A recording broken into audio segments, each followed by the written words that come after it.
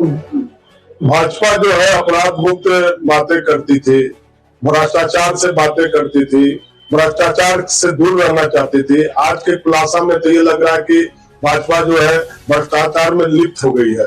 इसमें अशोक चौधरी की भी बात हो रही है, सम्राट चौधरी की बात हो रही है। तो सम्राट चौधरी की जो बातें हो रही है, उनकी एक जो एफिडेविट दिए है इलेक्शन कमीशन को, उसमें उसके हिसाब से उनकी उम्र 26 साल बताई जा रही है और वो उस समय 15 साल बताया रहता पहले कि 15 साल से कम है। तो यही पे उनका सरासर गलत हो गया है एफिडेविट। तो इससे उनको प्रूफ करना होगा कि ये सही है या दूसरा पक्ष सही है। उस पर उन्होंने कुछ जवाब नहीं दिया है। हमारे राष्ट्रीय नेता प्रशांत किशोर जी इस बात को बोले हैं और ये भी बोले अशोक चौधरी के बारे में कि आप 7 दिन के अंदर उसका जवाब दीजिए। तो 7 दिन यदि कोई सत्य है, कहीं पर सत्यता है, तो उनको जवाब देना चाहिए। नहीं तो ये तो माना जा रहा है कि उन्होंने इस काम में अपने को संलिप्त है और ये काम किए हैं।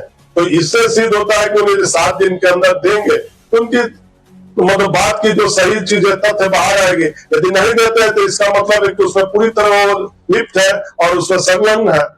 देखिए, सरकार में कहीं ना कहीं ऐसी चीजें हैं। और जहां तक भ्रष्टाचार की बातें हैं, तो उन्होंने कहा था कि लालू के समय में गुंडागर्दी था, ये था, तो वो सत्य था।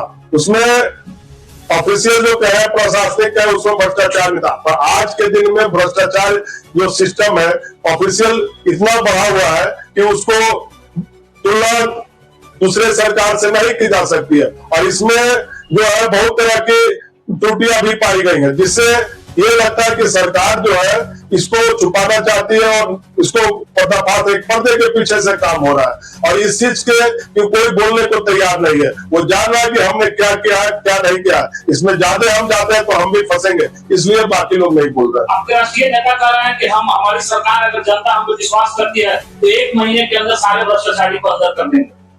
तो इनका करना ठीक है, पर मैं इस पे थोड़ा सा ये हूँ कि जनता कह रही है तो जनता हमें एक बार तो बुला ले, एक बार हमें चांस दे। उसके बाद जो हमारे राष्ट्रीय नेता कह रहे हैं प्रशांत किशोर जी, तो जरूर कह रहे हैं तो अच्छे काम कर रहे हैं, तो उनको एक बार मौका दीजिए। आप उसके बाद देखेंगे जो ये कर रहे हैं वो कर रहे हैं कि नहीं कर रहे हैं। 15 साल और 20 साल तक आपने शासन किया, उसमें आप देखे तो एक बार आप हमें शासन करने को दीजिए। उसके बाद आप देखिए कि प्रशांत किशोर इस काम को करते हैं कि नहीं करते हैं। लोग क्षेत्र में कहते हैं कि दिल्ली वाला केजरीवाल वाला हाल प्रशांत किशोर कर रहे हैं, क्या तो ये दिखा दिया और कल को फिर जो है वो भी संलिप्त हो जाएंगे।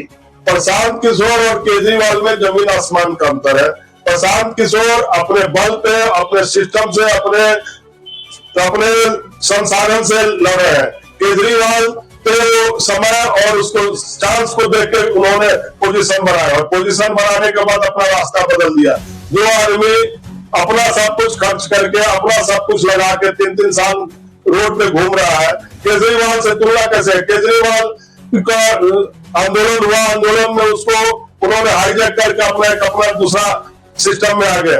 केजरीवाल का आंदोलन नहीं था, वो केजरीवाल का ये नहीं था, पर उसमें वो अपना लिंक और रास्ता देख के बाहर हो गए और बाहर होकर उस चीज का फायदा उठाए।